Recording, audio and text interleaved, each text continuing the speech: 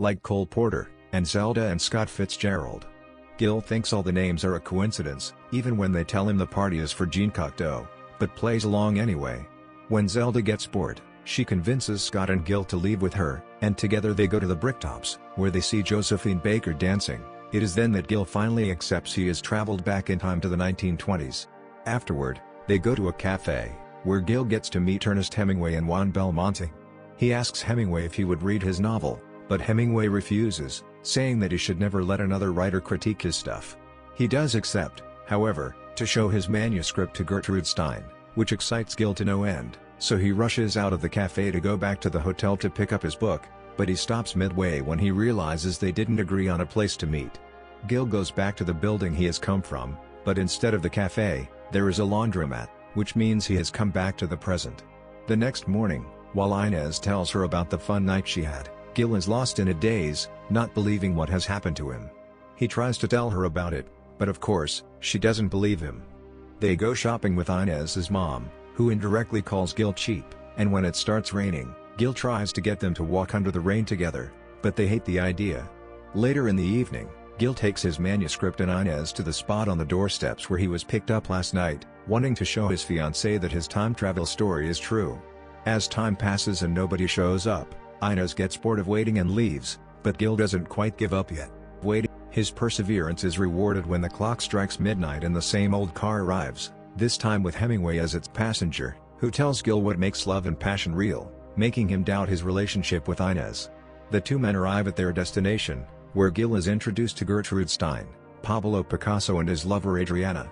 After scolding Pablo for not representing Adriana properly in his painting, Gertrude takes Gil's manuscript and reads the first few lines aloud, prompting Adriana to say she is already hooked on the story.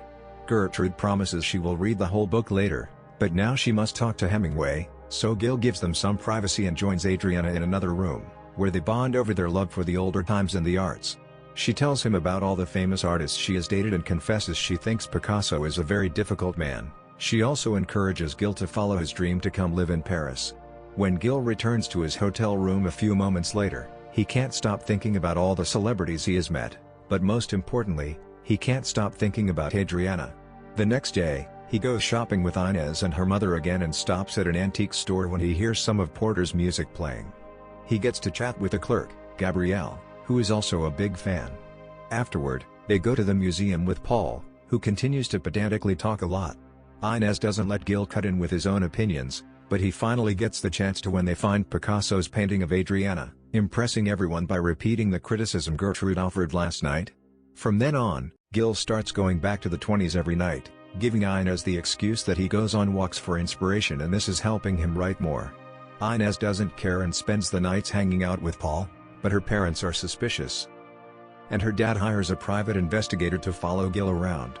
Gil attends tons of different parties with various famous artists and his connection to Adriana grows stronger every night, especially after she and Picasso break up. One evening, they find Zelda about to jump into the river because she thinks Scott doesn't love her and she doesn't like the way she looks. They convince her not to do it, and Gil offers her some Valium, which he has been carrying around because he has been having panic attacks that he is sure will go away after the wedding. Adriana is disappointed to hear he is engaged and asks him about his fiancée. But when Gil starts telling her about Inez, he realizes they don't have much in common and their relationship is in shambles. Adriana leaves after this conversation, giving out some awkward excuse, and Gil stays at the bar with Salvador Dalí, Man Ray, and Luis Buñuel, who are surrealists and have no trouble believing he is from the future. Dalí tells him he has sad eyes, and Gil explains he looks sad because he is struggling with being engaged yet loving a woman from the past at the same time. The following morning, he tries to get Inez to stay in bed with him for some intimacy, but she is more interested in not being late for her meeting with Paul. Instead of joining them, Gil visits the tour guide from the museum that Paul corrected the other day and asks her about Rodin's relationships, hoping to get some inspiration to solve his love troubles, but there are no magical answers waiting for him. Unaware that the detective Inez's father hired is following around, Gil continues to go on his night escapades in the 20s, and one evening, he learns from Gertrude that Adriana has flown to Africa with Hemingway. She also tells him that she has read his book and while he has some good ideas, he needs to stop being such a defeatist. When the weekend comes, he ignores Inez's plans because he wants to stay inside writing. He does go out once, however, to visit Gabrielle's shop and buy a Porter record from her. He also stops by a bookstall and finds Adriana's old diary, which he gives to a translator so he can find out what it says.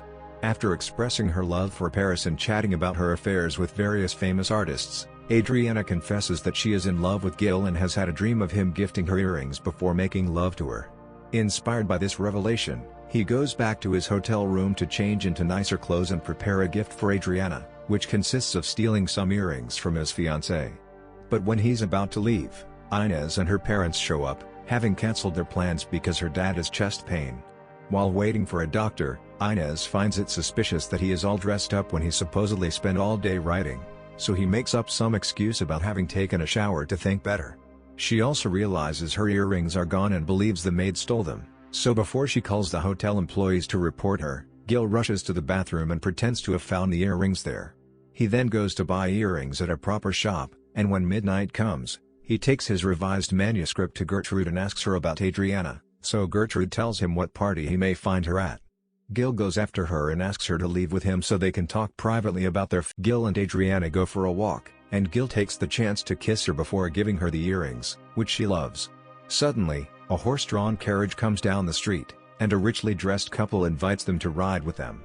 Like the car Gil usually takes, this carriage travels through time and takes them to the Belle Epoque, which is Adriana's golden age. After dancing and drinking at the Maxim's Paris restaurant, they visit the Moulin Rouge, where they meet Henri de Toulouse-Lautrec, Paul Gauguin, and Edgar Degas. While discussing art with them, Gauguin tells Gil that he thinks the new generation has no imagination, and all three of them agree that the Renaissance was the best era. When they offer Adriana a job to design clothes for the ballet, Gil takes her aside to speak privately. Adriana doesn't want to go back to the 20s, because this is the perfect era for her. The 20s are the present and therefore dull. Gil finally confesses he's from a different present and that, thanks to having heard the artists talking about the Renaissance, he is having a little epiphany right now. If they stay in the past, that past will become the present and therefore it will become dull as well. The present is always a little unsatisfying because life itself is always a little unsatisfying, and if he wants to write something worthwhile, he has to get rid of his illusions. Adriana doesn't get it and still wants to stay here, so she kisses him for the last time as a goodbye. Gil goes back to Gertrude, who is very happy with the changes he's made to his manuscript and thinks he is on the right track for a great novel. She also informs him Hemingway has read the book as well and thinks it is good, but he has one plot suggestion. He can't believe the protagonist can't see his fiancée as cheating on him with the pedantic guy. Since those characters are obviously based on his personal experience, hearing this upsets Gil deeply, and the next morning he confronts Inez about it. She denies it at first, but since Gil doesn't believe her, she ends up admitting that it's true. She did cheat on Gil with Paul. This is the final proof of them not being good for each other, so Gil decides not to go back to the USA and break up with her. As he is leaving the room, Inez's parents arrive, and her father tells her he knew Gil was up to something because the detective he hired saw him get into a mysterious car every night.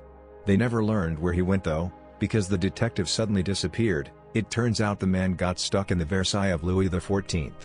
Gil spends the rest of the day walking around Paris, and when night falls and the clock strikes midnight, he bumps into Gabrielle by the Seine.